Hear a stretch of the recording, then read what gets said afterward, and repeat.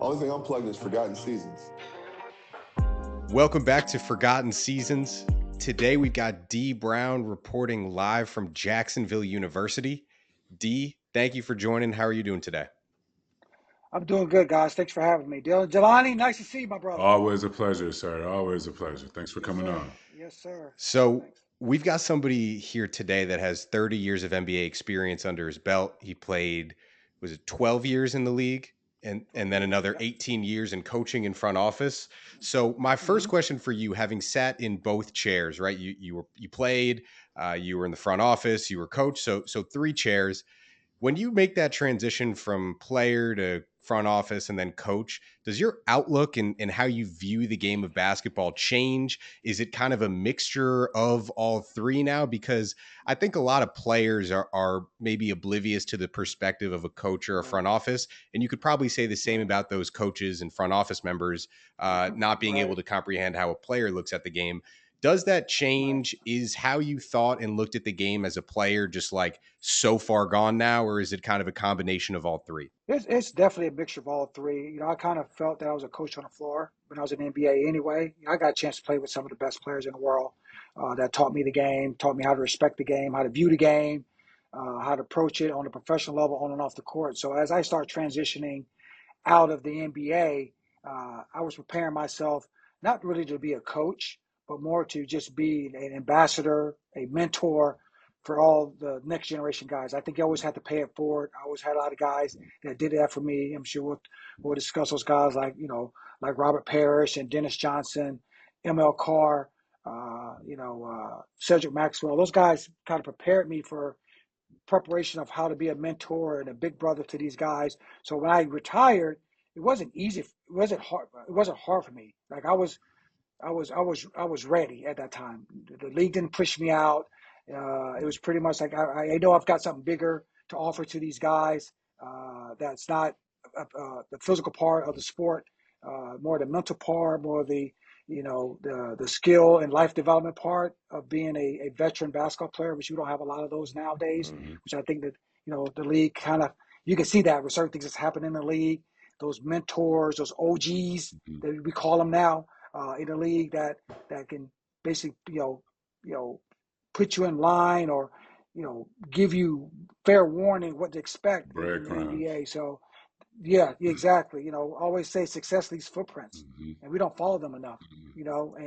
And I try to follow success, follow those footprints. You're going to have your own footprints in your own direction, but the way to greatness is follow those footprints that's been there before you. And that's what I try to do. So when I left the NBA in a playing capacity, I went straight to the front office. I literally told John Gabriel, who's the general manager at the Orlando Magic at that time, I'm done playing. I'm retiring. I still had like a year left of my contract. I'm done playing. My body just can't do it anymore. But mentally, I'm still sharp, and I want to contribute to the franchise. He said, "You sure you want to retire?" I said, "Yes." He goes, "Okay, your office is down the hall." The same day. The same day. So my preparation for that was an easy transition. I went right from playing on the court to going into the front office. And the funny story about that, and I'm sure somebody might have heard this before, is that I got a 10-day while I was in the front office. Like Doc Rivers was the head coach, and guys were getting hurt. I was in the front office. I was doing my player development stuff. Yeah, I mean, this is 2022? No, 2002. I was going to say. When I retired. Yeah, 2002. And guys were getting hurt. And my office right down the hall from Doc Rivers' office. And he goes, "Hey, what you got left in the tank?" I go, "I got 20 days." So he goes, "Hey, come on down." I left my front office job, went downstairs, got back on the court for 20 days. I didn't play a lot. I don't think I played at all. Guys got healthy and went back to the front office.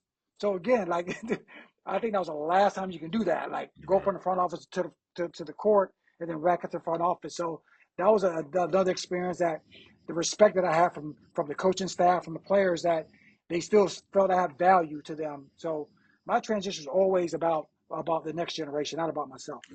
As a former player, let me ask you a question. When you make that transition from the bench to the front office, Is there a transition with the perception of like now you're in the office now, like you've lost a little bit of the locker room? Like, do you feel a Right. certain energy? Are they rolling your eyes? Or, at the time where you opened, did the players open you with welcome arms? Was it 50-50? Yeah. What's the energy behind? Because like you said, you're just playing, boom, the next year Yeah. you in the front Yeah. office. You know what I mean? What's Right. the energy like behind that after you make a decision to make such a move? Well, there's some adjusting across the board, even from the coaches, Mm, like even from Doc and the coaching staff.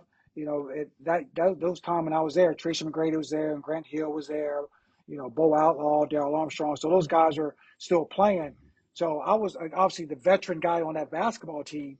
So when I left, they still looked at me as a veteran. mm-hmm. But again, conversation's a little different. Facts. You don't get those privy information that's going on in the locker room because you really don't want it. Because now, again, I'm at that time, going from a player, you're really answering to Doc Rivers and the staff. Right. When you're, in the front office, you're answering to, John Gabriel Mm-hmm. and the ownership group, Mm-hmm. and it's a thin line. It is. You don't want to cross that line. Mm-hmm. You don't want to be in the locker room. Guys are having those type of conversations, even on road trips. You go on a road trip and you see, a player that you just went to dinner with last year. You really can't do that anymore. You have to Like, hey, give them your space. Yes, right. give them their Is that space just a because you natural don't want them to feel some type of is way. that just like the natural progression to it? It's like it has to be that way. A house it's not even a blind eye. It's like you said, it's No. that delicate balance and that fine line where it's like we can't do this anymore. Right. I'm not a player Right. anymore. I can't. You don't want to be in player spaces. Right. When I was a player, I didn't want ownership and GMs in my space. Right. And we didn't want that Right. because you felt like, you spying on me, you're looking on me. And even being 1 year away, from playing, it's still that you're not a player now. Mm-hmm. You're a front office person. So I don't know who you're telling this information to.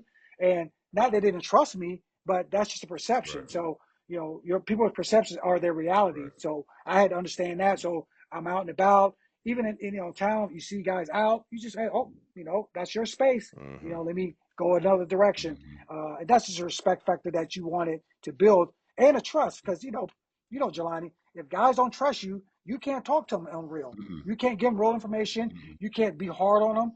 As soon as you lose that trust, coaches, executives, player to player, you lose that ability to be real with them. Right. And that, to me, I didn't ever want to lose that ability to be real with guys when I retired. So winding back the clock now, kind of setting the scene in your arrival in Boston, you go pick number 19 in the 1990 draft. I'm always kind of Yeah. fascinated looking at the tail end of dynasties and how they unfold or sometimes rebound. I think we're maybe seeing it right now with the Warriors a little bit. So you arrive in 1990, the Celtics are fresh off 2 consecutive first round exits. And for them, that's kind of uncharted territory. The previous 8 years, they'd made the Eastern Conference Finals every single year. They'd won a handful of championships in that span. What is the kind of vibe and the energy like when you arrive in Boston? Obviously, we've got Larry Bird, we have Reggie Lewis, Kevin McHale, Robert Parish.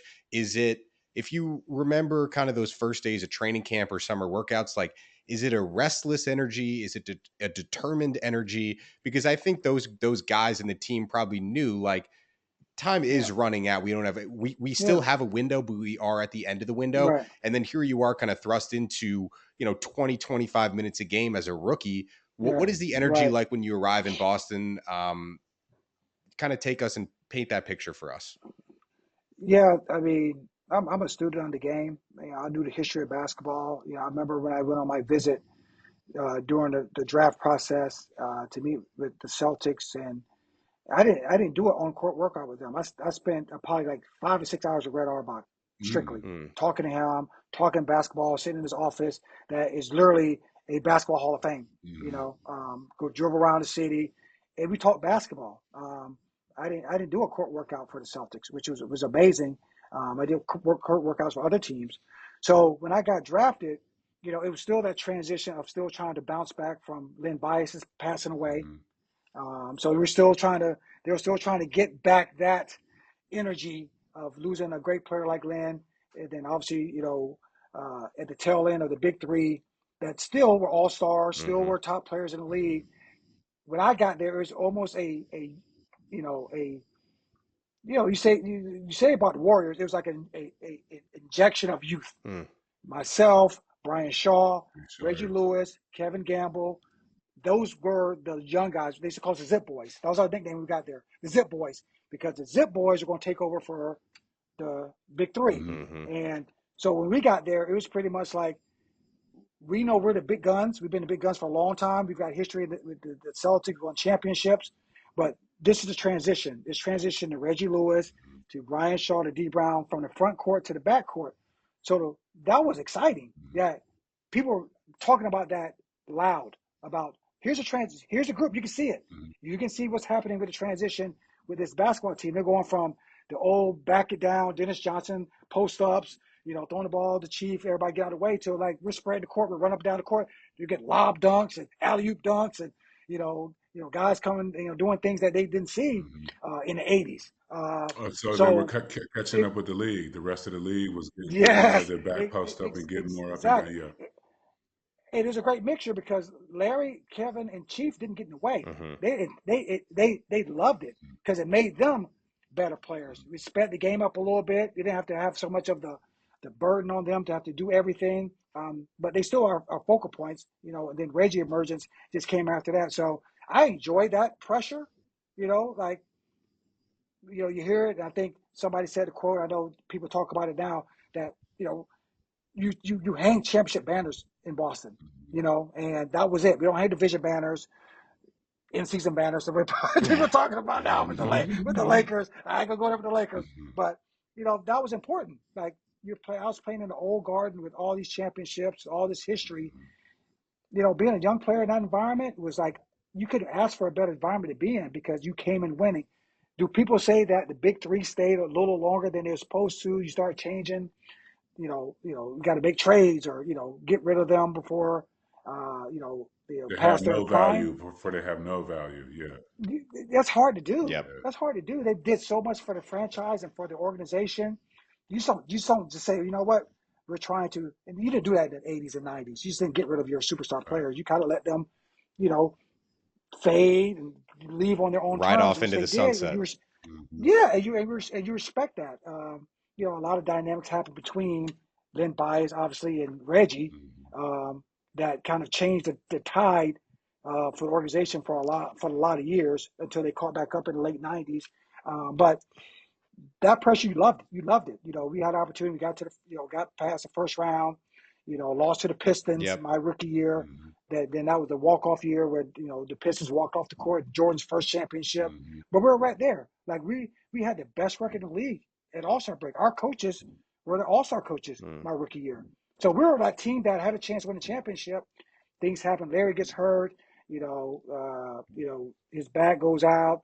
We're trying to scramble to get to do better late in the season. The Bulls pass us for the best record at the end of the season. The Pistons beat us in the conference semifinal. So, a lot of things happen in that little short period of time. Those guys were there where we didn't just get over that hump to make that run while they were still the big three was still there. I don't want to skip too much, but bring up Reggie Lewis and obviously his tragic passing in 1993. I think what made, I mean, it's tragic as it is, but like you mentioned, there was kind of that perfect bridge where Bird and McHale and Parrish are fading out, riding out to the sunset. And here you have this young superstar, and then by his side are you and guys like Brian Shaw, and they were set up. How good was Reggie Lewis? Would he have been the 1A on a championship team? Oh, no question. I mean, he was a second best. He was a second best two guard in the league behind Jordan. I'll say that to anybody. Reggie Miller was great. Mitch Richmond was great. Joe Dumars was kind of getting a little older. Reggie Lewis, that guy. Nobody had the term two-way players back then. Right. He was a two-way player. Facts. He was one of the first guys I seen block Jordan's fadeaway.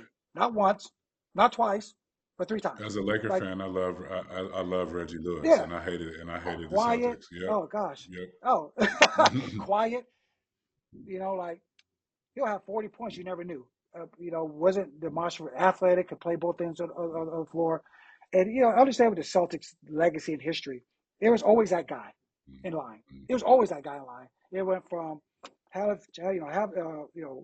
Kuzi to Russell, Russell to Havlicek to Cowens to Bird, Mm-hmm. Bird to it was supposed to be Reggie, it was supposed to be Lenny, Bias, Mm-hmm. and then Reggie was the next guy in line. So when he passed away, the legacy chain got broken because I was always honest. I wasn't that guy. Mm-hmm. I wasn't a 1A. Mm-hmm. I might have been a good 2, Mm-hmm. maybe a 3. Mm-hmm. I knew I was in a 1A, but I got thrusted in a situation to be a 1A Mm-hmm.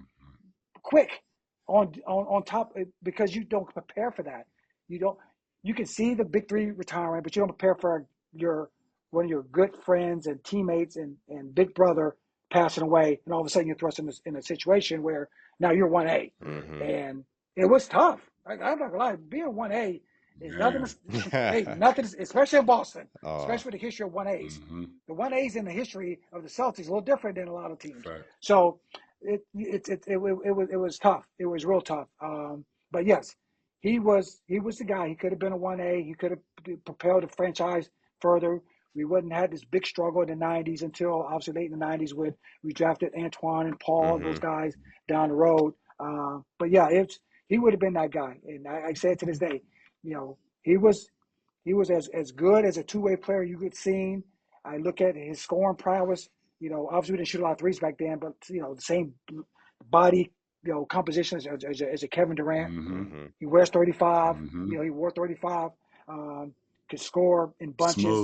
Smooth. Smooth. Sweet Yep. shooter. We used to call him sweet shooter. Mm-hmm. And he did it on both ends of the court. So you just hate to see that happen to somebody that had such a promising future. Not just the basketball part, but his legacy in Boston. He went to Northeastern. He did a turkey giveaway. People loved him in Boston. I mean, people loved him in Boston because he was just an essence of just the next guy in line to carry the franchise through that 90s decade, and you get an opportunity to do it. Another thing that I think is very interesting with your arrival in Boston, and you've spoken about this, I'm going to steal this topic from Michael Cooper's podcast and ask you to go more in depth. You spoke on Dennis Johnson and his impact on you, specifically on the defensive end. Obviously, DJ is one of the most beloved Celtics of all time, and he goes to the assistant coaching bench when you get there.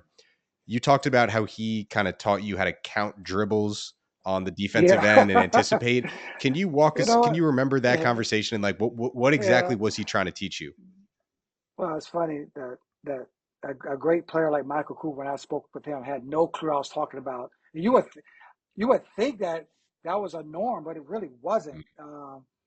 Dennis Johnson was such a great on the ball defender. I mean, he would, you watch the old film of him, he would pick the ball off people so easily. And I always wonder why. I would ask him, like, that again, back then, it was a little bit of hand checking. You could kind of guide the guy we wanted to if you were strong enough. He was strong. I remember him, because again, when I got there, it was the year he retired.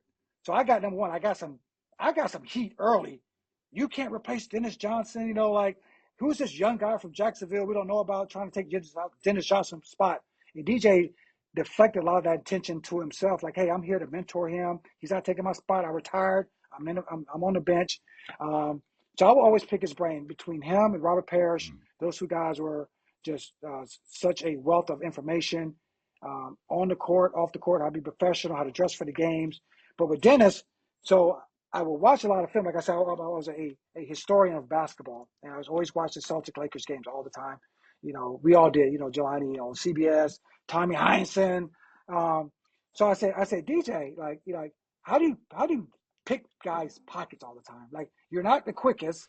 You got long arms. You're a physical guard, 6'4", big guard. He goes, well, I count dribbles.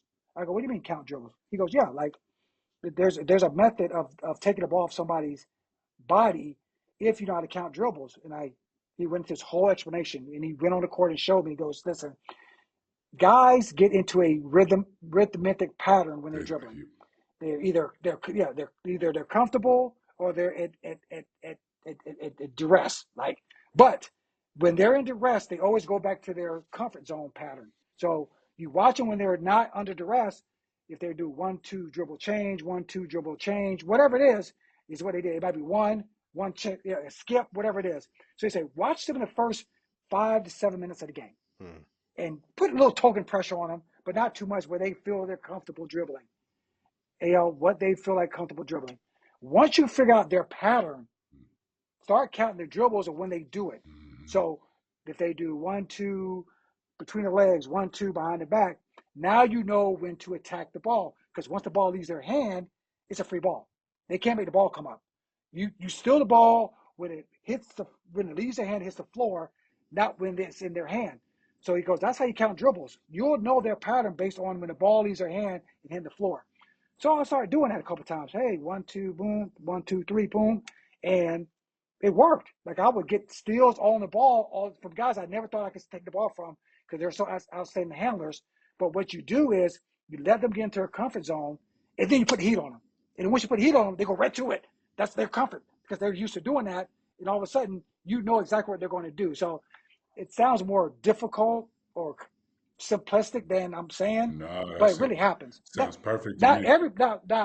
Not everybody you could get. Yeah. Isaiah Thomas's, the John Bagley's. I was going to ask you about him. Yeah. Yeah. There's certain guys that they switch up on you real quick and have you looking real crazy out there. But most of the guys that you can get after a little bit as a point guard, they did have those rhythm dribbles where you can count and get a pattern to know when you can attack the ball when it leaves their hand because they were so used to doing it during the course of the game. Was John Stockton a rhythm dribbler? John Stockton was a rhythm dribbler, but he was really good because he was a physical guard to be so small. Mm-hmm. Like he was strong, he had big hands. He did it all. Guys like Derek Harper was strong. It was hard to get him, Mm-hmm. but a lot of the guys that were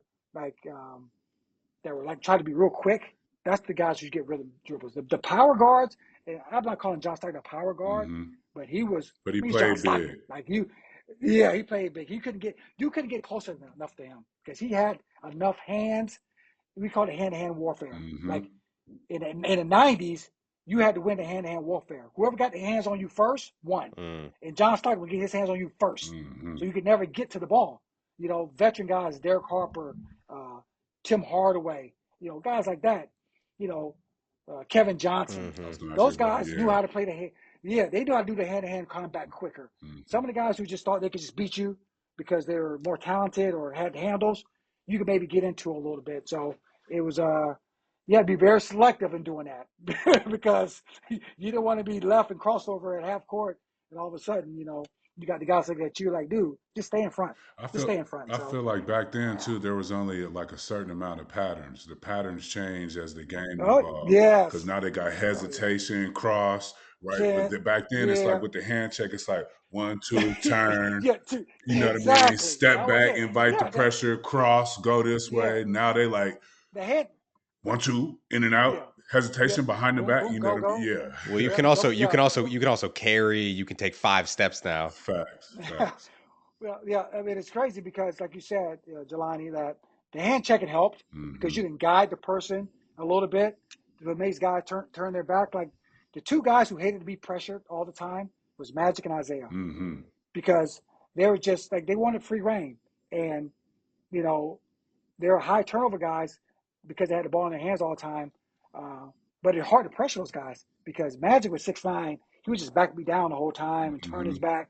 Yes, and back me down. Isaiah was just, we talk about Kyrie and Steph Curry and, Jamal Crawford. Isaiah Thomas handles was unreal. I was going to ask that. Unreal. Probably, so you say most underrated handles, and it's disrespectful for him not to be mentioned with those guys that you just did. I agree. Yeah, it should be mentioned because, again, the freedom of play now is a lot different than it was in the 90's. But the comparison I do the most comparison is football with wide receivers. The freedom of to be able to run your route and to be able to get 1,000 yards in the 80's and 90's is a lot different to get 1,000 yards now. Comparison. And now Jerry Rice and Tyreek Rice, like Tyreek Hill, like those guys are talented, but the freedom of movement. Who do you want to hit you?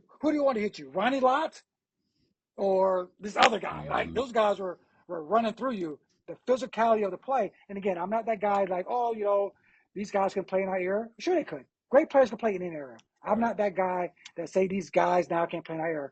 Great players adjust.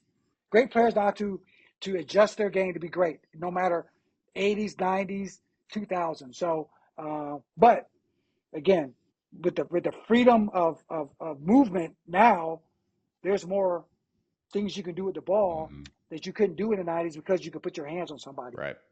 Give us give us a look inside the off the court camaraderie with those Larry Bird, McHale Celtics. We know what they were like on the court, but who was the dude that was like organizing the team functions? Was it Larry Bird? Were there any memorable off court experiences in your first few years with the Celtics? What was that like? I think all three had different personalities. That's why they got along so well on the court. But they're all different. But they're all, I mean, literally significantly different type of individuals. Larry Bird was 2 hours before practice, 2 hours after practice. You know, that was his workout. Kevin, 2 minutes before, 2 minutes after. Like, I'm going to give it to you now in practice, and then I'm going to go home and go play golf. And I'm going to hang with my family. Robert was the professional. Like, he got there, did his treatment, you know, got to practice, did his treatment afterwards. You know, hey, young fella, let's go to dinner. I want to talk to you about some professional things, how to dress. You know, the one thing that Robert did for me when I got in the league was he always told me from day one that you are a professional. You can wear your sweats during the game. You don't wear them to the game. So his thing with me was like, if you buy 5 suits, I will buy you 5 suits to match your suits. So how many suits you buy as a rookie, that's a vet. How many suits you buy, I would match. So I went and bought 10 suits. He bought me 10 suits. So off the rip, from day one as a rookie, I had 20 suits. And he said, you wear a suit to game every game. And you watch Robert Parish. You've never seen Robert Parish in a sweatsuit. Never. And that was serious to him. He goes, you got to present yourself like a pro, dude. And from day one, that was the thing he brought to me. Kevin, he brought the fun. Like, everything's not serious. You know, like shoot arounds, he was fun. He would sit on the sideline, you know, and make jokes about everybody.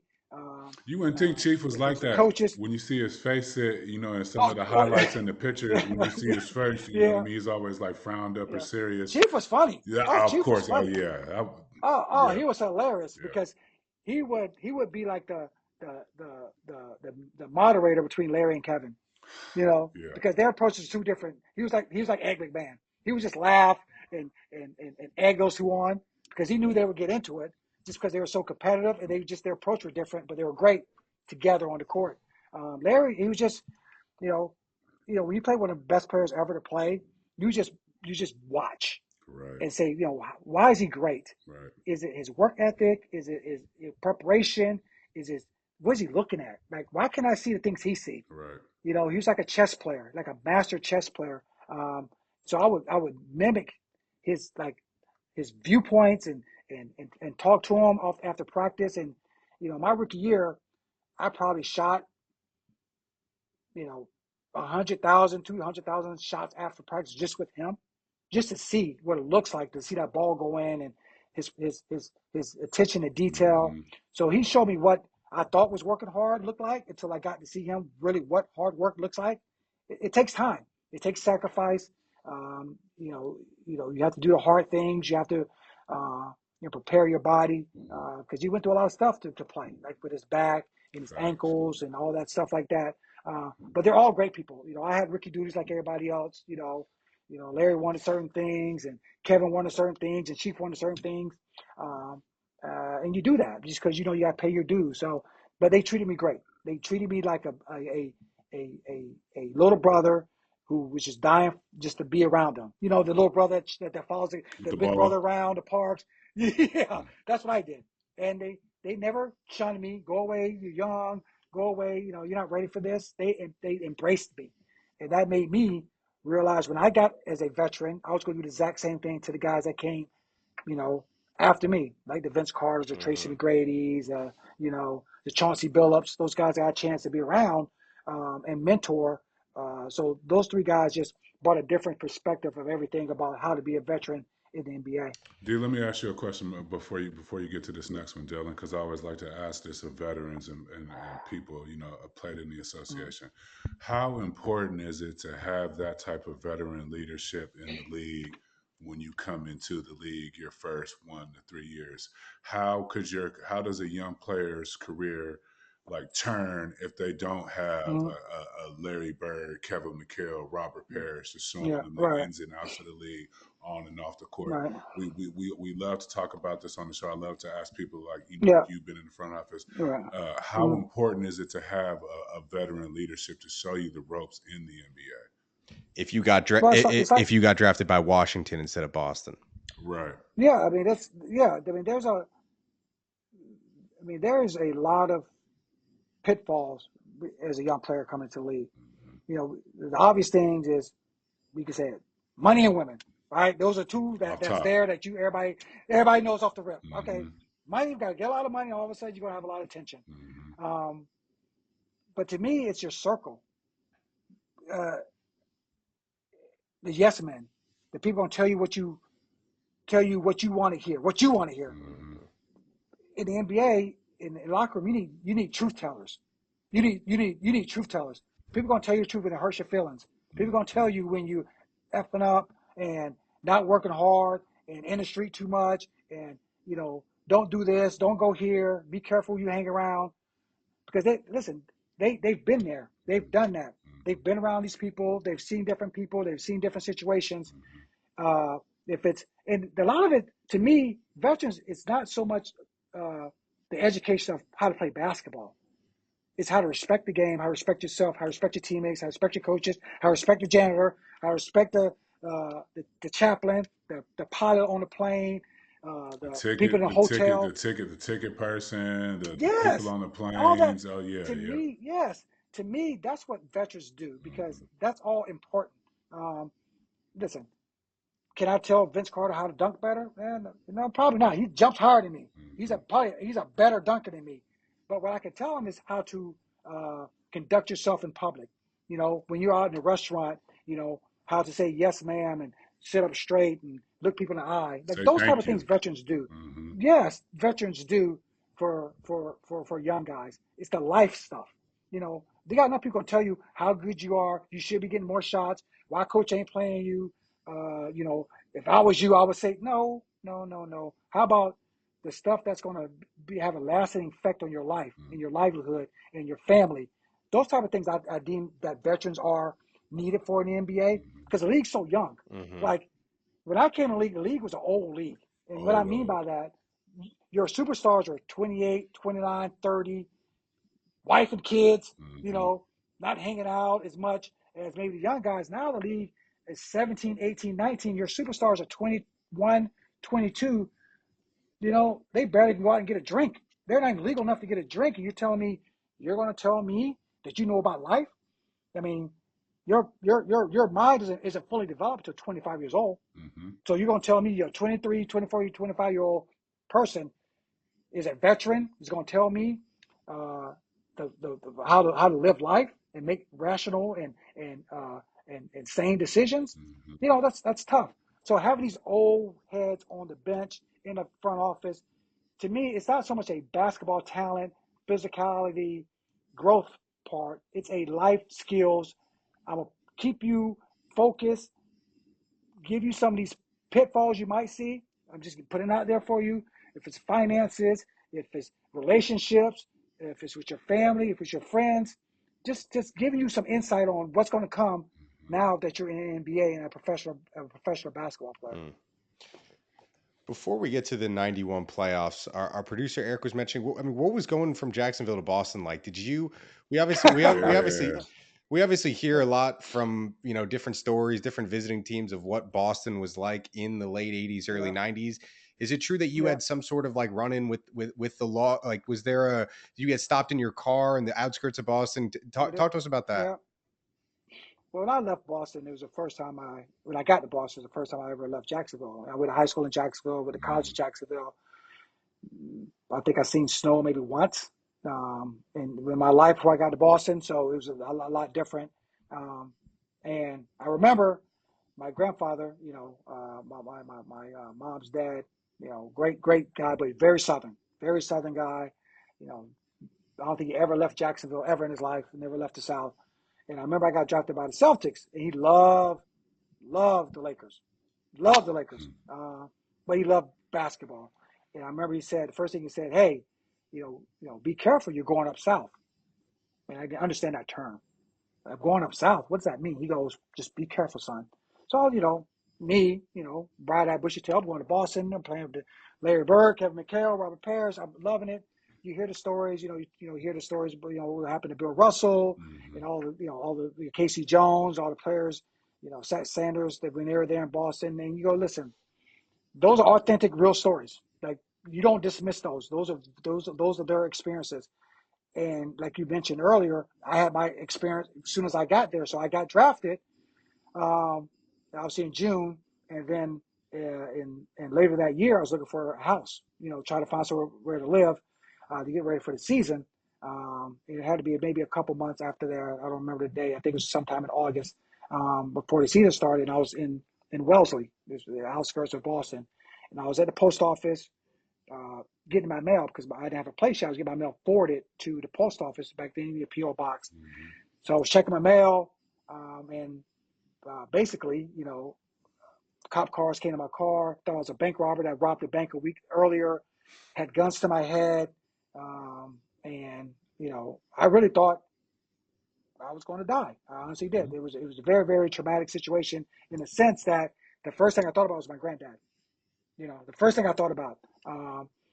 And this had nothing to do, again, with something I did. I was in my car. I wasn't speeding, doing anything illegal. I was just sitting in my car. I got mistaken as a bank robber. And again, yeah, it's a black guy that robbed the bank. And there's a black guy across the street. So you start thinking about that stuff, and you go, wow, is this really how it is in Boston? And I made a conscious decision to still live in that town. I didn't sue the town. I wanted to be in Boston. I wanted to make change. I wanted to make awareness.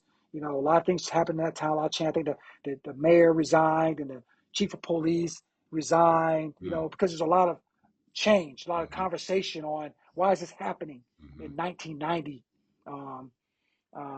And that was important to me. But I love Boston. My wife's from Boston. She went to Cambridge. She's from Cambridge. She went to the same high school as Romeo Robinson and Patrick Ewing. Okay. Been married 30 years. I still got family in Boston. She played basketball in college out in Springfield, Massachusetts. So I love Boston. I have nothing but love for Boston and people. Because I don't base that one incident on the people of Boston. You hear the stories, and there's places like any city that you got to be careful where you go. It doesn't matter. There's places that are dangerous for everyone. Race, ethnicity, gender. It doesn't matter. That's just awareness. That's just knowing where you Surroundings. are. The surroundings.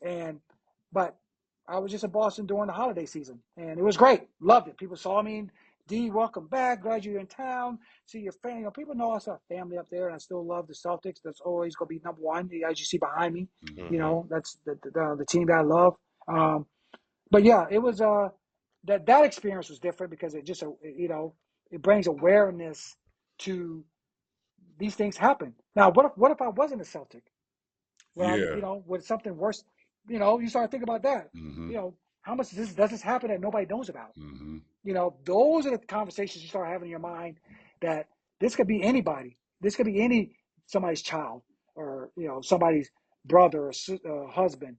So those things played on my soul a little bit, because if I wasn't a Celtic, somebody recognized me saying, "Hey, that's the guy that just got drafted by it." That's how they knew I wasn't a bank robber. Yeah. Somebody walked by and say, "No, that's the guy that just got drafted by the Celtics. I see him in the newspaper." That's the Now, worst. nobody said that. I've been in a situation like that, believe it or not, 4 years later in Westwood in California, and that happened to me, a case of mistaken identity. And they put me down to the grounds, and that leaves a stain on your brain. Guns drawn on the curb like a regular criminal. And I literally had them with UCLA team sweats. And they flashed the light on me, and they were like, "Turnover." And then I got lucky, and one of the officers was like, "Jelani?" And then I was like, "Oh man, this is lame." You know what I mean? And then you go through that whole like, what if I wasn't Jelani? It could have been over for me in 30 seconds if I said something smart. You know what I mean? Whatever it is. So but it always leaves a stain on you. Like, okay, I'm doing well. I'm at Right. UCLA. In your case, I'm Dee Brown. I'm doing well. I'm going Yeah. to be, a guard for the Celtics. But, Celtic. however, Yeah. I need to keep my antennas Yeah. up. Yeah. Antennas up all the time. Yeah. Yeah. Yeah. And that's just knowing that. But again, that was my, I guess, my first experience when I got to Boston after the fanfare of being drafted and you know going to the city and riding around and meeting everybody, and all of a sudden you come back as a new rookie. Mm-hmm. The fanfare is over with. You don't have the cameras around, pointing you around Copley Square and Back Bay. You're just kind of trying to find your way, and that happens. Right. So yeah, it does. It puts, like you said, Jelani, a little stain in your mind. But I never use that as something that all people in Boston. And the same thing people said about the Celtics fans. Yeah. Like, I've heard former players or players who played at Boston like, I hate Boston because their fans are terrible. Well, I've had people yell at me in Chicago, Detroit, San Philly. Antonio, LA, Utah. Philly, Seattle, Utah. Trust me. Mm-hmm. So I don't say I hate Salt Lake City. Yeah, the fans, the Utah Jazz fans hate Celtics players, Fact. because they love their team. So yeah, I'm not dismissive of bad people and bad behavior. But I know as a athlete, and John, you can speak for this as well. When you play for a certain team, the other team's going to not like you. That's their job. You're going to hear bad things. You're going to hear things. Now we've gotten to the point where I think it's happened with Luka. People cross the line a little bit, what they say, or the things they say. You talk about somebody's family, their mom or their kids. Okay, like that's there's a unwritten rule that things out of bounds, but fans are fans, but you hate for people to cross the line. But my experience in Boston, I loved it, every minute of it. I still go up there and visit my family, and I just love the area. So back to the season, the 91 playoffs, your first taste of the playoffs. You have two really tight series. You win against Indiana in 5 games in the first round, and then you play the Bad Boys, which is fresh off they're coming off 2 straight championships. Starting in Indiana, that's the series that you mentioned Bird had his back issues. He smashes his face on the ground, goes back to the locker room, comes back to a standing ovation. What memories do you have of your first taste of the postseason? And for you as a rookie, you're playing huge minutes. We talk about the 90s and 80s being so physical. I mean, you're what, like 155 pounds at that point? Like, what is... I was 165. 165. What are your first memories of that Indiana series? And then maybe specifically that Bird battling injuries, him versus Chuck Person. What do you remember from that series? I'm gonna say this. I'm gonna say this in this way, and I'll circle back to it. Okay. It was easy. You know why? Because I was open half the playoffs because they were doubling Larry, they were doubling Kevin, they were doubling Chief, they were doubling Larry. Reggie. I was open the whole Indiana and Detroit series. So I was like, the first experience of Larry Bird and Chuck Person, that was made for TV. That was a thing. That was made for TV. Oh man, the Rifleman, because he was in Indiana, and Larry talking mess to him. Like that was made for TV. Like them going back and forth. Them if I win a series, I come mow my grass during off season. Like those are real things that happen. Larry, Chuck, with the Rifleman thing. It's just to be a part of it. Reggie Miller, obviously now he was coming to his own a little bit. Just to be in that series and see that and being in the Garden, your first year is it's unbelievable. Yeah. Like the organ playing, no scoreboard, no dancers, no nothing. Just marketplace just arena. You strictly hooping. Yes, marketplace. That place was so loud, straight hooping. So we got past that, and then I was playing obviously the world champions. The back-to-back world champions. Isaiah, who's my idol growing up, and then the Bad Boys with Matt Horn and Lambeer and Rodman and Sally and Buddha. Like that was my coming out party, because to go back to what I said at the beginning, they didn't respect me because I was a rookie, right? And they knew who could beat them. They knew Larry Bird and McHale and Parrish and Reggie Lewis could beat them. They didn't know They didn't know that I had a chance of making a series And I remember that Larry would tell me, like, dude, like tell them to stop doubling me. I want to play two. I want to get some shots up too. Tell your guy to stay on you. I want to get some shots up. And those guys always thought they were open. They always thought they had a mismatch. Mm-hmm. Nobody who was guarding those four guys, they had a mismatch. So it was me and literally 4 Hall of Famers on the court. So the experience was great because I got a chance to grow. I got a chance to play against arguably the top guard under 6 feet ever to play in basketball in Isaiah Thomas. The reason why I wore number 4 in college was because of Joe Dumars. So I'm playing against another one of my idols. Him and Ron Harper were my 2 favorite players growing up. That's why I wore 4 in college. So to be in that environment and be playing against the world champions, like that's when you make your mark. Like I said, like the biggest thing in Boston is the playoffs. Like you can have a great regular season and fall to the playoffs and it's a bad year. Doesn't matter. You get to the final, it doesn't matter. It doesn't matter. So this is when you make your Celtics legacy. You know, all the numbers that are retired, all the great players in the Hall of Fame, you know, top 50 all time, top 75 all time. 18 to 20 of them are Celtics, you know, over the course of you know, since, you know, 1930s, you know, 1940s, when Celtics started winning championship, and obviously in the 50s and 60s. So that's when you know you build your legacy, your name as a Celtic in the playoffs. So I took that as a challenge because nobody knew who I was. You know, I had won a dunk contest, so people were like, okay, you know, he won a dunk contest. He's, you know, he can dunk, but can he play? Right. Can he help the team win? And I was having a great rookie year. You know, I was 3rd in voting rookie of the year that year. I made all rookie team. So I felt that the playoffs just kind of gave me a boost of confidence moving into the next year, you know, with Larry and we talked about earlier, the transition between the big 3 and now myself and Reggie. That was a backcourt of the future, you know, me and Reggie. So I was looking forward to that growth of being a part of the next group of guys coming through to build the Celtics. So, but it was a great series. You know, like they beat us in I think 6 games. You know, Isaiah hit some crazy bank shot off the glass and ended up playing the Bulls. So I always tell my kids, it's funny. I go, you know what, that last dance, that should have been us. That should have been us playing the George Championship, you know. And they laugh and go, well, it wasn't you. It was the Pistons. And I said, yeah, okay, you're right. But that we had the team built to compete against the Bulls that year to win a championship. But, you know, we didn't get past the Pistons my rookie year. I want to go back to the slam dunk contest.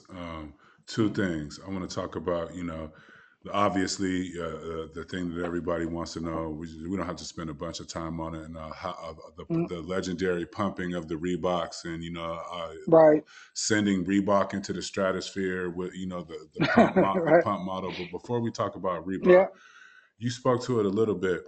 After winning the dunk contest, is there like I don't know if stigma is the right word, but after winning the contest, is there another like almost proving of yourself you have to go through? Because like, okay, like you said, is he just a dunker? Like, you know what I mean? Like, is he just here to, you know, be in the layup line and dunk? Is there another click or a level you have to go to almost prove yourself as a real basketball player, not just a slam dunk champion? Yeah, I was lucky because number one, Celtics not supposed to be in a dunk contest. Number one, that was like a Celtic in a dunk contest. Like, what is going on? Facts. So that helped me a little bit. That after I won the dunk contest, I still had to go back to a team like that was a championship prepared team. So I had to go back and play. I had to go back and fulfill my role as a rookie. Be a, you know, obviously a sponge to these young guys, help them, you know, get a chance to win another championship. So it got to a point. It was funny that, you know, 82 games is a long year. And I played 82 games my rookie year. Like I played every game. That's tough. And you know, that's not a thing now, playing 82 games.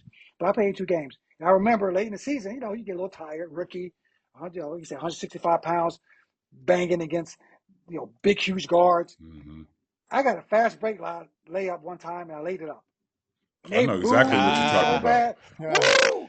They booed me so bad. I'm not talking about the Boston fans. I'm talking on the road because they want to see the dunk contest. Yeah. And they booed me so bad. I was like, yo, what is going on? It's 2 points. But then I hit me like, oh, I'm the dunk champion. Yeah. Every time I get a chance to be at the rim, you're supposed to show something. I gotta show something. I gotta be hanging on the rim. And that was the funny part. So it hit me, but the older veteran guys, they brought me back to reality. Like, dude, like that's part of your game. That's not who you are. Yeah. You know, you're a young guy that's established yourself. Show everybody what you can do. And I did that from day one anyway. So it wasn't really, something I had to prove because I had guys with me that made sure that my game was more than just being a dunker. Well, Reebok, I saw on your Instagram the mischief shoes. Yes. The new remake of the pump model. To talk a little bit about your Reebok situation. Did you know what you were doing, Mr. Dee Brown? Were you a marketing genius at this point in time in your career, or was this just something you did in the moment that led to a legendary, iconic moment? It's funny. I already had a Reebok contract already because that was really the only company that really wanted to give me a shoe. Like, hey, we're gonna give you shoes for free and give you some money. And I was like, really? Like, you come out. I was like, really? And they're based in Boston. They were based in Stoughton, Massachusetts. So it was a no-brainer. My whole mindset, it wasn't the money. It was like I could go to the warehouse and go get as much stuff that I want for me and my family anytime I want. Yeah, I was like, sign me up. So I already had a Reebok contract already before the contest.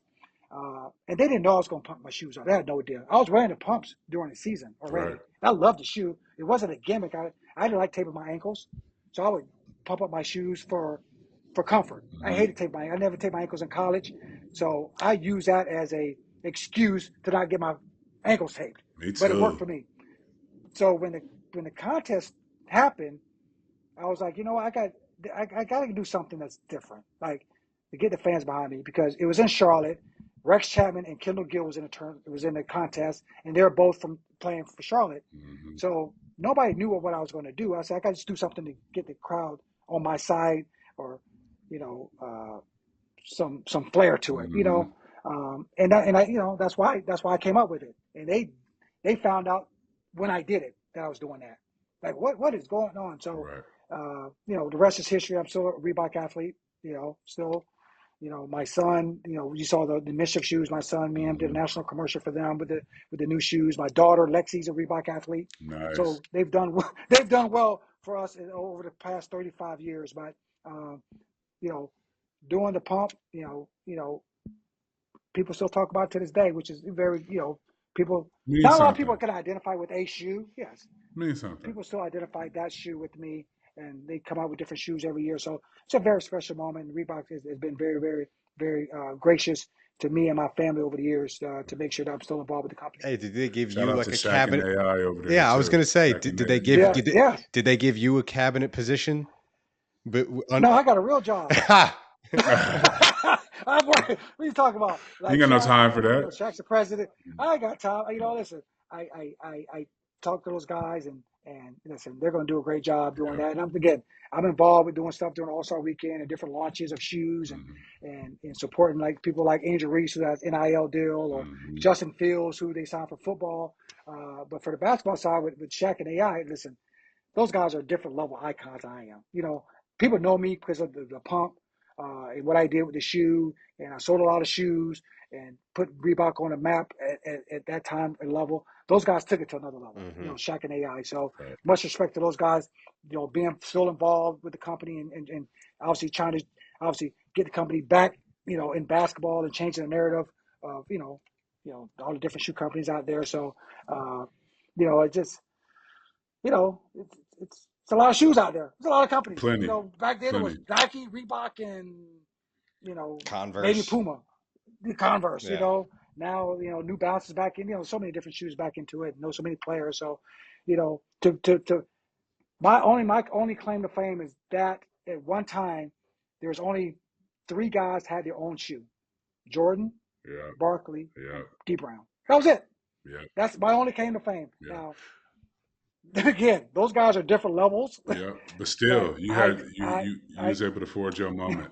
And to put a bow on that, Dia, as a historian and as a dunker, like you brought the showmanship back to the dunk contest. Before that time, it was just get your ism off, get the score, go sit down. Nobody was turning to the crowd or, adding, some showmanship elements. It was just do your windmill, do Dominique, do the power dunk, and then they hold up the card, and then you go sit down. As a fan, you opened up the imagination to the dunk contest back again because it was stale for a minute. Now they done took it somewhere else now. You know what I mean? With some of the props and some of the they blame me now because they're like, you brought all that marketing and external stuff to the dunk contest. I go, listen, that wasn't the reason I was doing it.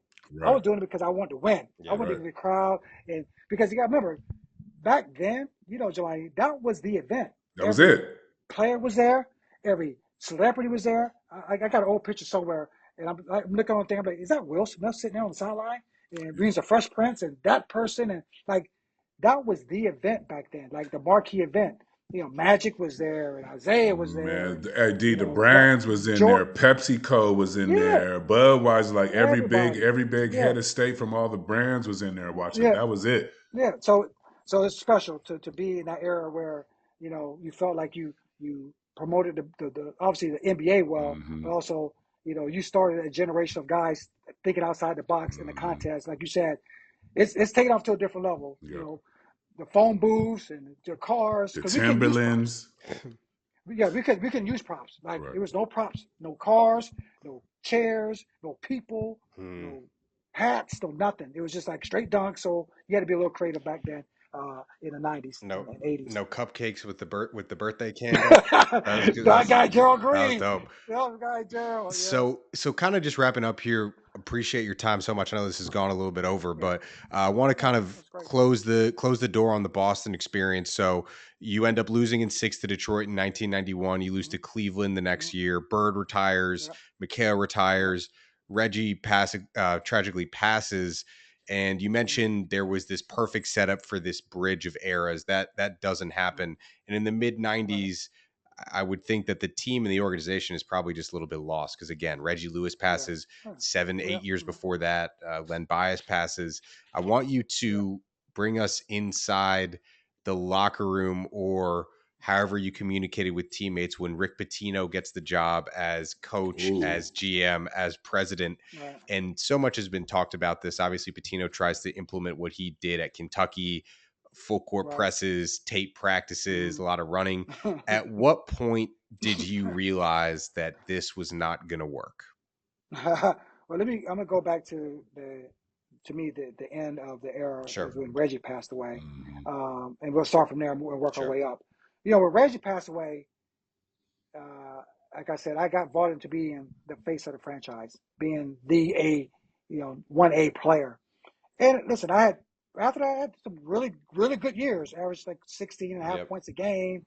I had a chance to make the All-Star game. I had some good years. We got to the playoffs and lost. Chris Ford got fired. Then ML Carr came. But my best basketball years were my worst mental years because I was in a fog because of Reggie. I just couldn't get past. I think that year after he passed, I don't remember that year. Like honestly, people ask me like, you don't remember? I said, I don't remember a game. I remember playing. I remember doing very well. I remember having 40-point games here and 40 points games here, but I don't remember the season. And I just felt empty and lost for a whole season because there's nothing you can prepare for losing a teammate out of the blue. A guy retiring, a guy gets traded. Okay, you can revamp. But a franchise player, not every loss is important. But in the basketball schemes of the franchise, when you lose a player like that, that's an 8 to 10 year recovery period. It was a 5 to 7 year recovery period when Lenny passed away. And then the Reggie came like, okay, woo, we got it back. And then he goes and he passes away. So all of a sudden, all eyes on Dee Brown. And it was tough. It was hard. Had some great years. And then obviously, we got really bad. And the year that we were so bad, I remember this year, before Rick Pitino came, I think there were 8 guys on that team that wasn't even in the NBA the next year. That's how bad our team was. Like like as far as talent, because we were like we weren't tanking. We just wasn't good. Tank for Tim. Like There was no tank for Duncan. hold on, we couldn't tank. We wasn't that good. Like it wasn't even the best we could play was losing. like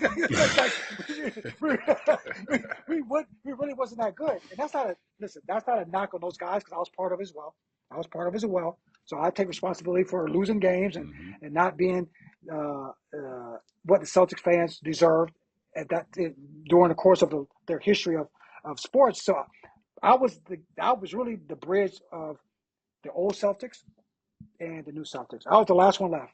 Everybody was gone. I was the only one to play with Bird, and then McHale and Parrish and then obviously Reggie, and then the new Celtics with Pitino got there and then started obviously revamping the team and organization and pushing Red out and bringing all the Kentucky guys in, and that was tough.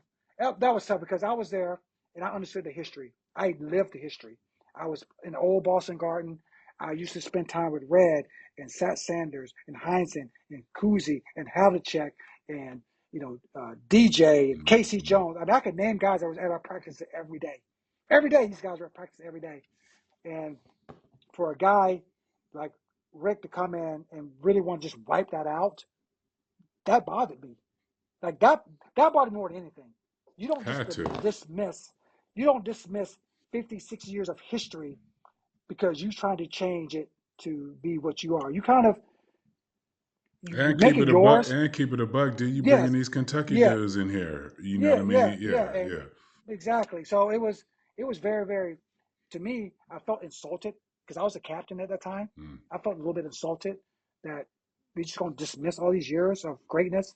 And Red Auerbach, who's been the patriarch of this organization forever from day one, you're going to just kind of like push him aside. So he pushed that kind of stuff. Because I think it's a little bit unclear. Maybe it's been written like Red was very outspoken. He took his title.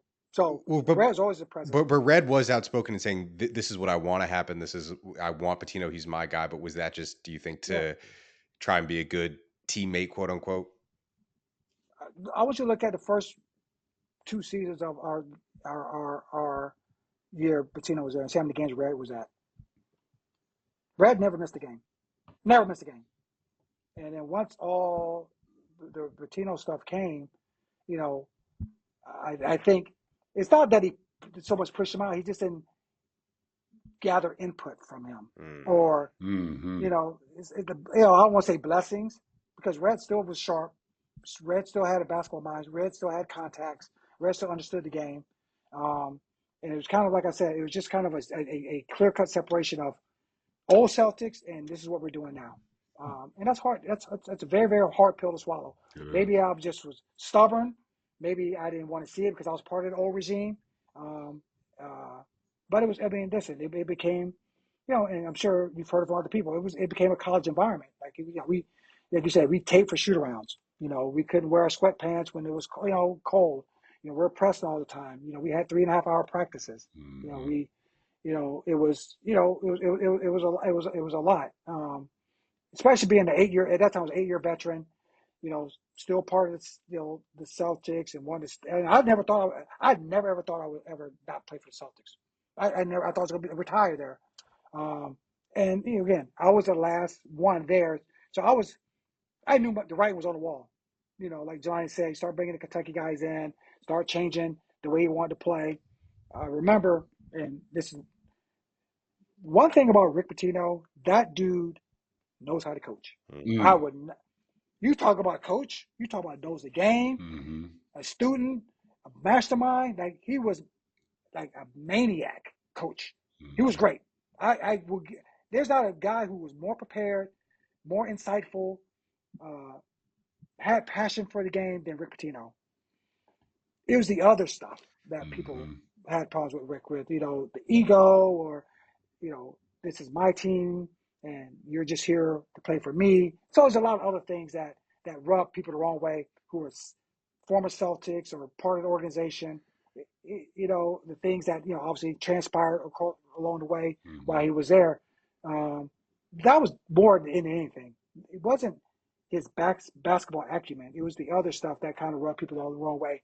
And, I remember like my last game ever in the ball in at that time it was the TD Garden, whatever they called it then. But my last home game before I got traded, I ended up breaking Larry Bird's 3-point record, the most threes in the game. I had 8 or 9. I forgot the number. 8 or 9 in the game, and I broke his record.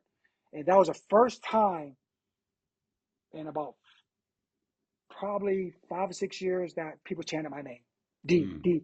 And I was like, man, I'm back. Like I feel like I'd be a part of this organization. You know, Rick is going to trust me. You know, I just broke Bird's record with the most threes in the game. We go to All-Star break. I come back and get traded. So that was literally my last game in Boston. So basically, he's like, thank you for showing that you can still play, so I can get rid of your ass. Like, man, facts. No, but I remember when I got traded, we were on a road trip, you know, and we were on a West Coast road trip. I think we played Sacramento. I didn't play. Then, but you remember, I just had a great game. Yeah. Like I just scored 30-some points. I was like, I'm back in the rotation. You know, we're on a road trip playing Sacramento, and I don't play, and Chauncey Billups don't play. And Chauncey's a rookie. You know, I gotta say, first top 10 pick, top 3 pick. The third pick of the draft. And Chauncey's like, man, we're not playing. I go, Chauncey, we got traded. He's like, no, we didn't. I go, I've been around a long time, dude. We just got traded. So we get on the bus. We went to Vancouver at the time. The Grizzlies were in Vancouver still. So we get on the bus. You know, they're talking to Chauncey. They don't talk to me, but I kind of knew I'm part of this deal somewhere. I don't know where we're going. We get to the hotel in Vancouver. You know, wake up the next morning. There's a note under my door. Says, "Don't come to the bus. You've been traded." That's how I got told I got traded after spending 8 years with the Celtics by Rick Pitino and that group. That's the part that hurt me. Was it a handwritten note? I don't know who handwritten it. I don't think Rick wrote it. Maybe he did. I don't know. Okay. I didn't save it. Damn, that's like that. That's like the 1990s. I'll flush that right in the toilet. Yeah, that's like that's. And that was hurtful. That was the hurtful part about the whole thing. I respect Rick. I think he's a great coach. You know, a great steward for the game of stuff he's done in college, and you know, people talk about all the other stuff, but those type of things that you remember. You know, I mean, I was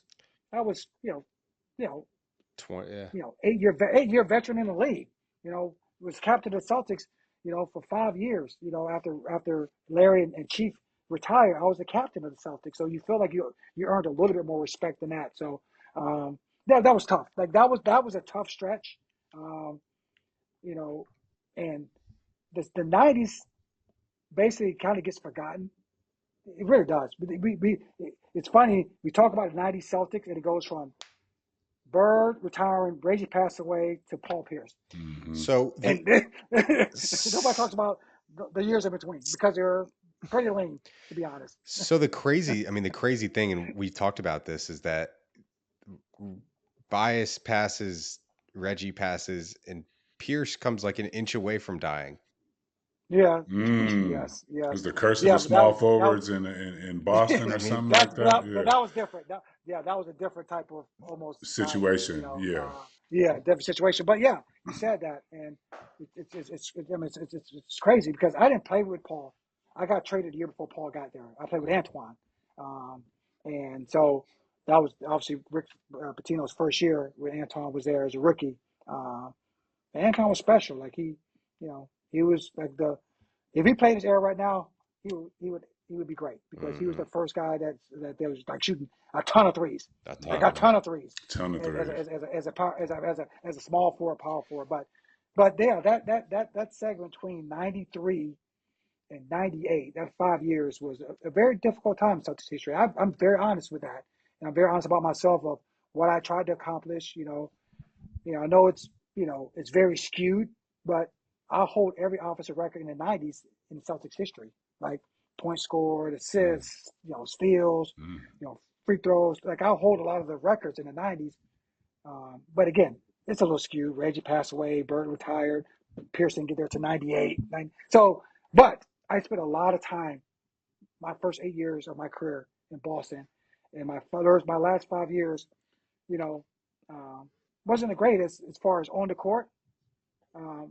but I did accomplish a lot of things off the court with my relationships with people, family, friends, community stuff like that, and building a relationship there. Because I can still go back. I can still go back to Boston, and people still felt that I gave all I could give. For sure. Regardless of the Rick Pitino situation, or Right.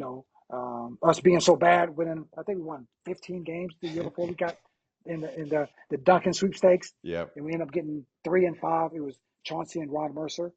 Shout out Ron. And both class of '95. My guy. Yeah. Yes, my guy Ron Mercer. So, and you look at it, Chauncey Billups, a third pick in the draft, ended up being a world champion, MVP. Now he's coaching the Portland Trailblazers. I got a chance to be around him a lot.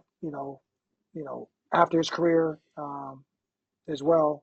Like, you love those stories. You love those stories. So it wasn't all bad. It wasn't all bad. You gotta look at it and kind of laugh sometimes. Yes, I guess getting traded from a handwritten note is probably like the 1998 version of getting broken up by text or something. Yeah. I find out on Twitter. Yeah, exactly. Call it. I found out on social media I got traded. Yeah. Handwritten thing under the door. Jelani informed me that you, I guess shortly after you retired, you were the head coach and general manager of a D League team. And I guess was that then, yep. like Pitino? Obviously, he wasn't just the coach; he was the GM, the president. Is that Is it? I think it's maybe worked like 2 or 3 times ever where a coach was also the front office decision maker and had success. Yeah. There's plenty of examples where it didn't go well, Pitino being one of them. Like you sat in that chair and are one of the only people that did. Like, is it possible to succeed in that position, or do you have to be like a Pat Riley like figure to have any success? Because it doesn't seem like an easy job. And you spoke a lot about like, the difficulties going from player to front office, but wearing both of those hats where you're the coach and you're the person that can trade you that night. Right. Right. Yeah. I mean, I remember it was for a time, it was a trend. Mm-hmm. Like that was kind of like the asking price for great coaches. I want, that was it. You want me, I want to be able to, who said it? I want to be able to buy the groceries too. And that was it. Now I'm gonna bring my own people in. I'll be the final decision maker. I'll have people under me doing all the legwork and all that stuff because I got a coach. Nowadays you can't do that. It's just too many things going on. Right. With analytics, with health and wellness, with the media, things like that. You see a lot of teams have separated that. I don't think there's anybody in the NBA that does that anymore. I think Pop a little bit does it, but there's really no head coach, final decision maker in an NBA no more because it's just a lot of stuff going on. And I think Quinn Snyder has some type of deal where he's not the GM, but he has some type of. But Landry's a GM. Landry feels exactly. Landry makes a decision. Exactly. And it's not like I'm the president and head coach, or it's not that anymore. That's because when you're a coach, it's hard because you're serving 2 masters. When you're the coach, you got to worry about now. I got to win. I don't worry about the 5-year plan. I'm not worrying about cost of production over cost, and trade assets, and projecting for the 25 draft and the 26 draft. I need players now. So as a coach, am I going to sacrifice my future to win now to keep my head coaching job, or am I going to be a GM and what we say, keep all the powder in the keg so I can make sure I don't drain our future assets for the organization. You can't do both. Right. It's impossible to think both ways. So, I think that, that kind of got dismissed a lot because people started looking at it like, wait a minute, are you making these decisions because you're trying to win now? And all of a sudden you're trading all our future draft picks, all our young players, trying to get guys who can win now. Mm-hmm. It's funny. I try to, and I just thought about this. It kind of reminds me of the transfer portal in college. I'm not going to get the young players. I'm going to get these transfer guys who I know can play now. I'm going to sacrifice these young high school guys or freshmen or sophomores because I need this graduate player or this transfer guy to help me win now. Yep. It's I'm almost going to go get the 23-year-old with 2 kids over with 2 kids. Yeah. That's been it. That's what happened back then. Like, you know what? I ain't got time to develop these young guys. Yeah. Like I got to win now. So I got the power to make these decisions, to trade assets, to eat up my cap space, to get these guys because I need to win now. but I have the power to make those decisions. So that's a tough thing. I don't think you ever see that again anymore, just because of how. And the other thing is how big the game has gotten too. Now you got international players. It's so global now. You've got these high school independent schools. You got OTE. You've got the G League now. Like, you didn't have all that stuff before. Like, there's a lot of different people that you got to keep eyes on and tabs on and reports on. I mean, I did that when I was at the Clippers in the front office. I was a GM of the G League team, but I also oversaw our evaluation and scouting stuff. And that was a full-time job. That was a full-time. I was on the road 25 days out of the month. And that had nothing to do with coaching. I was never on the court. This was just strictly development of our G League players and making sure we scouted and evaluated our players and future players that could do that. So that's it's a lot. And it's tough. Coaching is hard enough already, as you could tell with what's going on in the climate of guys getting fired, losing their jobs.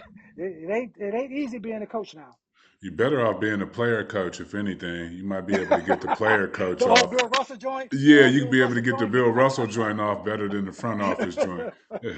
Yeah, you ain't lying. That's funny. Well, this was I mean, like you said, you are the only player that can speak to the end of that Larry Bird era into the 90s and the Rick Pitino. So it was a privilege talking to you. We really appreciate the time. We do have one last final kind of question.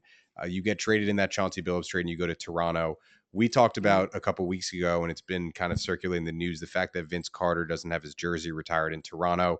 He's spoken about how influential guys like you and Charles Oakley were to him when he arrived in Toronto. Jelani also played there in 2003, so he saw that. Can you believe that Vince Carter doesn't have his jersey retired? And is that just an injustice to the game that Air Canada doesn't have 15 hanging in the rafters of the Air Canada Center? I think it's a time thing. I mean, I think once he retired, because remember, Vince played for a long time. He sure did. He basically retired 2 years ago. Usually, I mean, let's take it a step back. I mean, they're just retiring Shaq's jersey in Orlando. Yeah, he's the first jersey being retired in Magic history, and I played for the Magic. There's guys like Dwight Howard and Trid and Tracy McGrady and maybe Penny that deserve probably to get their jersey retired too. But with Vince, it's different because he galvanized a country, not a city, not a country. And I was there. I remember getting traded there, and Tracy McGrady was a rookie. And we were playing in the Sky Dome. We didn't play and it was crazy. Fans didn't know how to cheer. We would be shooting free throws, and they were banging the thunder sticks while we're shooting free throws. We had to tell them, no. You do that when they're shooting, not us. So it's an education process of basketball in Canada when we got there. Me, Charles Oakley, Dale Curry, Muggsy Bogues, Antonio Davis. Like, we had some veterans, and all we cared about was winning. So when Vince got there the next year, my second year there, we saw this, like, man, we got these two young dudes that are very special. And, like, people started, like, in Canada, like, hockey it's still number one sport, but people started, like, watching these two, like, these dudes are different. They're special. And you look at all the Canadian players during that era when they were young that has come through because of Vince Carter's influence on it. Shea, Nick Stauskas, Murray, Wiggins, Andrew Wiggins, Barrett, Barrett, Olenek. Like, there's so many guys that say, I got into basketball because of Vince Carter. They'll say it. I mean, it's not because of LeBron James or Michael Jordan or this guy. They would say specifically Vince Carter. So he's done a lot of things. You hate the bad breakups. That happens when great players leave teams. And so I've never seen a great player leave a team and everybody's like, oh, I'm so happy for you. Think about it. It never happens with great players. Hopefully you go back and mend fences. I think they've done that. But yes, he should be the first player to have his jersey retired. Again, he just kind of retired, so they might want to let everything kind of, calm down where he's away from the game. He's doing a lot of telecasts. He has his VC podcast and things like that. So he's been doing a lot of things off the court. But yeah, he should be the first. It shouldn't be a no-brainer. It should be a no-brainer. Who's the first person to get their jersey retired in Toronto? It should be Vince Carter, hands down. I think you hit on it. I think the process has been sped up recently. You know what I mean? As opposed to when the jersey retirement was in the 90s and, the 80s. It took a minute. Now we see a couple players, for various reasons get their jersey retired, a little bit faster. But I like what you said there. It takes a minute. It just, Vince paid for 47 years. I'll tell you something funny. I reflect back on this. The funniest thing. You gotta remember when I played, it was a lot of, when I say it was old league. So a lot of guys were kind of retiring. I think I have the record for the most retirement ceremonies in NBA history. Because I went through, because you gotta remember, it was the Lakers Celtics. So at the time, all those guys were retiring. So I went through I went through the Bird. Yeah, I went through, hold on. I went through Magic. Who else got retired at the time? I think Worthy.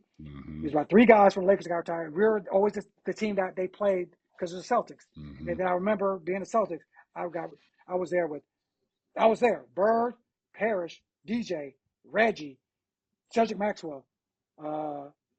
Like 6. I've been through 9 retirement jerseys in about a 10-year span of my career. Right. And we're still trying to wait for Shaq to get his number retired and with the Magic. Vince in Toronto, hopefully that comes soon. So it's just kind of funny. Haslam just got his number retired. He retired like 3 days ago. Yeah. Well deserved. No question. He deserves his number retired because he's the OG for Miami. But again, it all depends on, to me, it all depends on the franchise and again, the bad blood and the breakup of how those guys get their jersey retired. I miss the farewell tours. Remember when Kareem and you said you was going to retire and that whole year, everybody, the visiting city gave you a gift. You know what I mean? I miss to bring back the farewell tour. They don't do that no more. I think D Wade had a little one. Yeah. Kobe had one. Yeah. And then everyone makes fun of Paul Pierce for Draymond saying that he's not Kobe. He's not going to get a farewell tour. Poor P. P deserved the problem one. is guys don't know when they. Yeah, he did. Guys don't know when they're going to retire. That's the other thing. I might have one more good year in me. Then you get there to training camp time, well, maybe not. So, guys, sometimes, when you're going to retire, and sometimes you're like, you know what? It just, you kind of want to just fade, like you said, fade into the sunset and just keep it moving. Well, Dee, thank you for your time. This was amazing. Good luck for the rest of the season. Jacksonville University will keep your tabs out. And have a good one, man. Thank you for your time. I appreciate it. Thanks, guys. Appreciate it.